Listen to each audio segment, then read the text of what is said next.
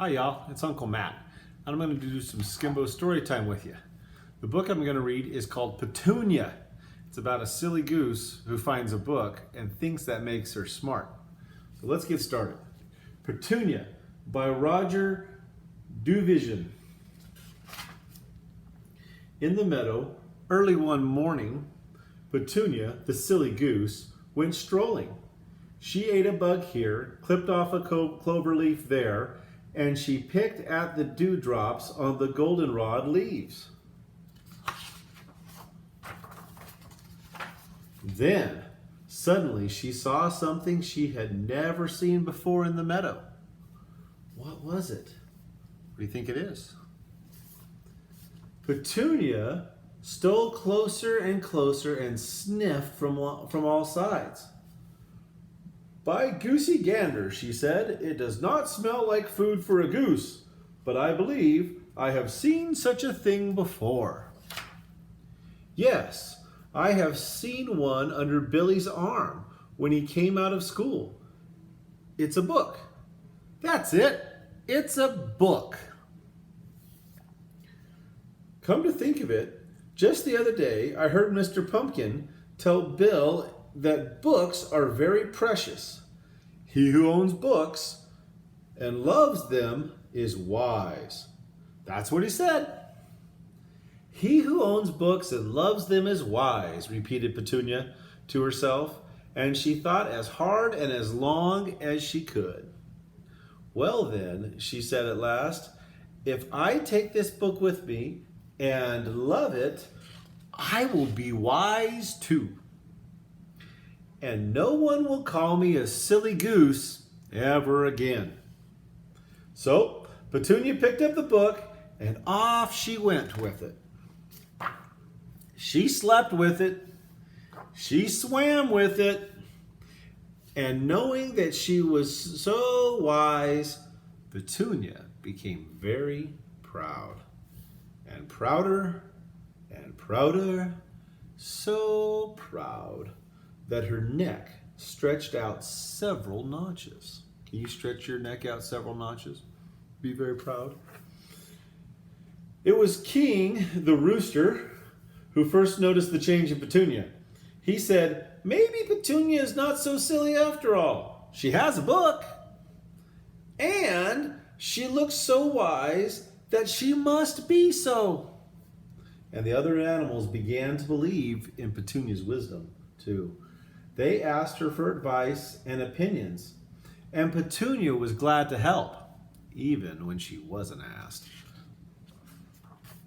Petunia grew still prouder. Her neck stretched out another notch. One day, Petunia heard Clover the cow say to King the rooster, "I wonder what makes your comb so red." King, "As red as the barn." "It is my blood," said King. "It's the color of blood." "Nonsense," said Clover. "I have blood too, but I am not a red cow. Your comb has been dipped in red barn paint. That's what makes it so red." "You are both silly, of course," said Petunia. "King, your comb was stuck on by the farmer so he could tell you from the hens and know who lays eggs and who doesn't.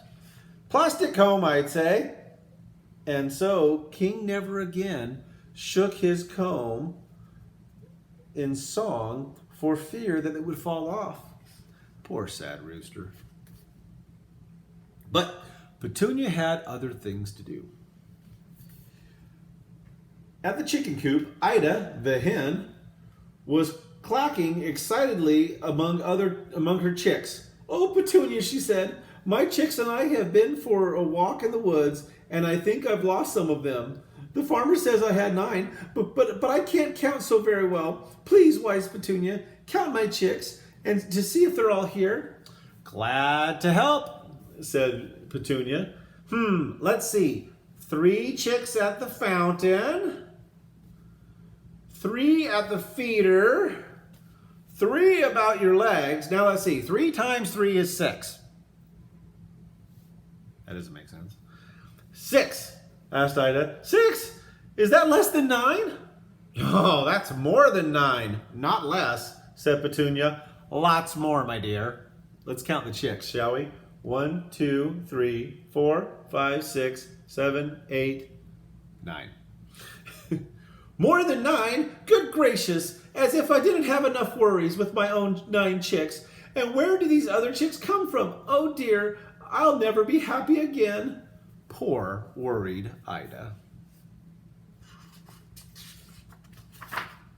But Petunia had other things to do. In the meadow, she discovered part of Nosy the dog, sticking out of a hole in the ground. Help! Help! Cried Nosy. I stuck my head into this rabbit hole, and now I can't come out. Help! Glad to help, said Petunia. It's a good thing I know what hunters do to get stubborn animals out of holes in the ground. They smoke them out. Wait until I fetch some sticks and some matches.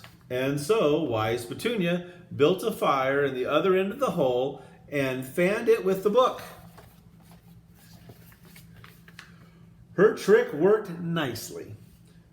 Nosy, choking with smoke, jerked his head out of the hole and ran off howling with pain. His nose was singed, and his nose was singed with the fire, and his ears were cut and bruised.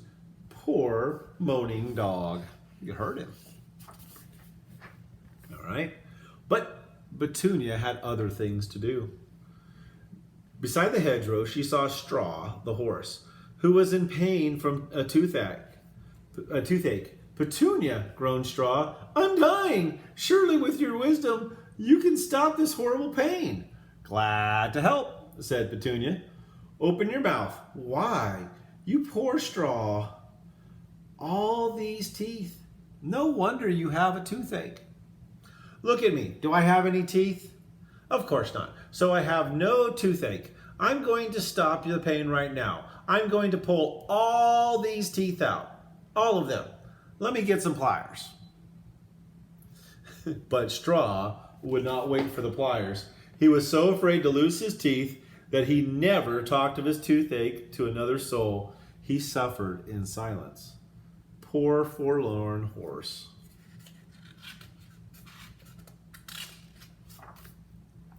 But Petunia had other things to do.